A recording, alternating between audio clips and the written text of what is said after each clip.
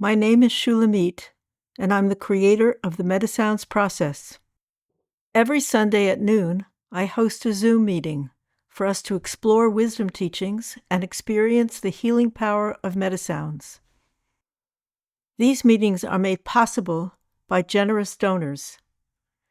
Please help this site thrive by liking and subscribing, and please join our newsletter at greatoctave.com to receive notices of our events.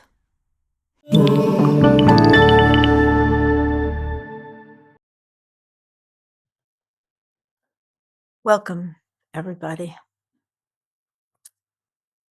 to the Great Octave Global Meditation, in which we'll be hearing metasounds and practicing a few metasounds in order to achieve centeredness and calm.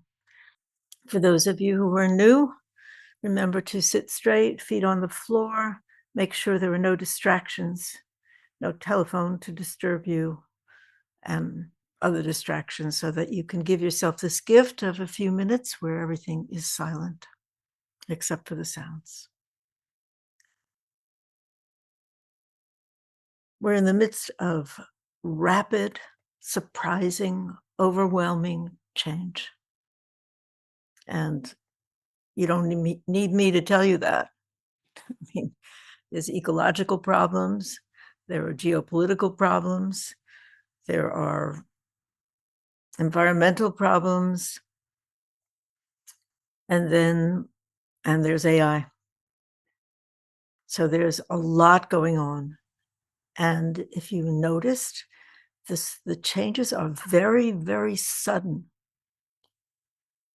If you're living comfortably in your home in Pacific Palisades or Altonito or any place in California, in 1 minute, the next minute, your house is ashes and rubble. If you have a federal job that offered a lot of security, and then one day you don't have it. These changes are rapid and they're very, very, very unsettling, and nobody knows particularly what to do about it. And everybody is talking about the change, and everybody is talking about, even the astrology, that in the skies, the planets are changing so radically that this time is going to be very, very unsettling. But very few people are talking about what to do about it. Now, you can't prepare for something that you can't anticipate. You could stock your home with food, for example, if you expect that there'll be shortages. But, home being destroyed by fire or your job being taken away in a flash, I mean, these are things that we didn't think about them necessarily a few months ago, and yet they're here. And there are many other examples. So what can you do to prepare yourself? Since we don't know the extent and the depth of the upheaval, and we do know that we all feel pretty threatened by it, probably more especially if you're a minority of any type. But in general, everybody is pretty unsettled by this.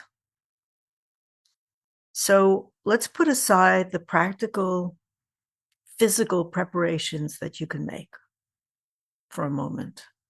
I mean, not all of us are in a position to build huge, comfortable underground retreats if there's really trouble. But put aside the practical, physical considerations for a moment and think about how you can develop your inner calm, your inner resources to cope with instability and rapid change, because that's something that cannot be taken away from you. Your physical comfort, your money, your possessions, God forbid, even your families and your contacts, all of this can be taken away from you. But the one thing that can't be taken away is your inner calm, your inner stability, your authentic self. And of course, these attributes are very hard to obtain because as human beings, we have to learn how to survive in our environment. We have to learn how to prepare, food, and we have to learn skills, and we have to learn how to dress, and we have to learn how to get along with people who we may not necessarily like at work. And we try to make ourselves acceptable to others. And there's lots of advice, so much advice on social media and all kinds of media about how to look good and how to feel good and how to build your body up and whatever. Sometimes you can completely, not sometimes, often you completely forget who you are. You're trying to go along to get along, you're trying to fit in, you're trying to figure out how to live, how to survive. And then, of course, beyond that, how to love and how to have a rich life. So approaching the discovery of your true self without all the diversions that we have, right? The streaming videos and the um, shopping, whatever suits your fancy. How to describe, how to access that. There are tried and true methods that have been around for centuries and centuries. And there are a lot of different religious approaches and spiritual approaches and meditative approaches. There are enough to go around that you could choose the one that suits you, because not everything suits everybody. You could walk in nature and have the same effect as meditation. You have to choose how you're going to go about this. But what I'm presenting is a system where you can achieve this stability and this authenticity and this clarity by working simply on yourself in a rather, well, I think it's not that hard to do the work. It's comprised of two aspects. One is the sound meditation, which you'll be receiving today, and which you can learn more about either through my book, Kabbalah of Prayer, Sacred Sounds in the Soul's Journey, or you can attend some classes if that's of interest to you. But one is through the sounds, because you're attaching to vibration, to universal vibration. You're getting to the core and the essence of everything. And it doesn't really matter if your belief is in the cosmos or God or nature or whatever you want to call the larger reality of which you are a part, whether you're an atheist or not, you're still a part of this larger reality. And to be able to access that larger reality is an extremely comforting thing to do and to feel and to have happen. And you're in control of that. You're in control of that with your voice. You can vocalize certain sounds, sacred sounds, and achieve that sense of calm and connection. And you have to approach it playfully and not as performance. It's a form of prayer. You don't go before God and say, I have a Mercedes Benz. Listen to me. You come humbly. It's a form of prayer. So if your voice breaks, if you're not up to it that day, it doesn't really matter. It's the effort that counts. The effort is respected and seen. And the second thing is to learn about yourself. Know thyself, as the Greeks said. And you can do that with a very simple methodology of self-observation, in which you look at a specific behavior or thought pattern, and you just observe it without any kind of emotion or judgment. And you just observe it as many times as you need to, because observation actually changes, scientific fact, observation changes things that are observed, including your own behavior. So if you do something that's wrong, you can beat yourself up and talk about how terrible a person you are. And you don't know why you're doing that. And you can get angry at yourself. And then, of course, because you're being mean to yourself, another part of you comes in to defend you and say, but that was the situation, but what could I do? And it's just doesn't get you what you need. You have to think about how behavior serves you, how a particular behavior that doesn't serve you, how you can release it. And the self-observation practice is very effective. So those are the two aspects. They require discipline. They require time. The nice thing, though, is that it is accessible Meditative state is accessible through the sound. For those of you who don't like to sit quietly and try to silence your mind,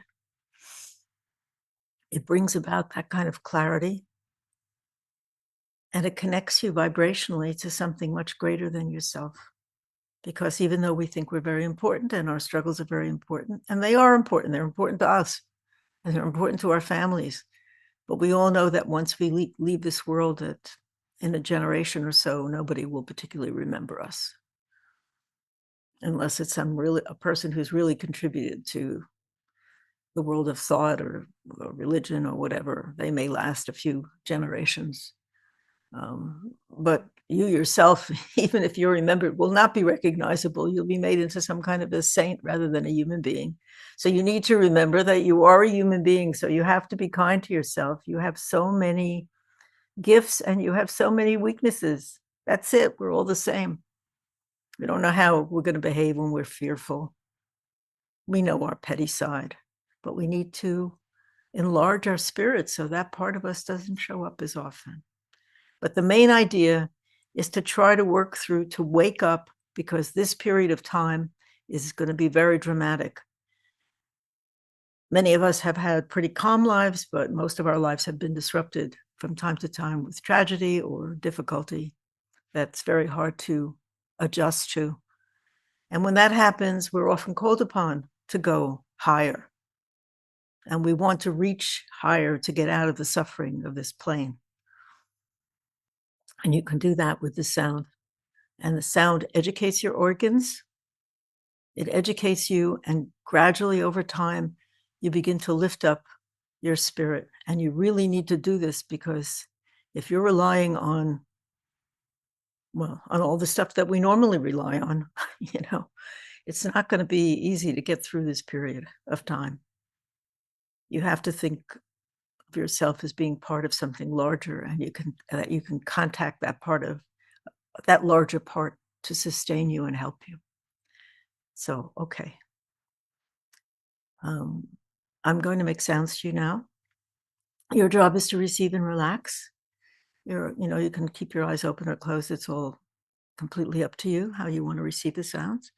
And at the end of my sounding, I'm going to go into a period of silence, and you can let the sound settle into you and allow the calmness that will come from hearing the sounds to experience that. And I'll ask you then to make a few sounds yourself. Remember, your voice is very powerful.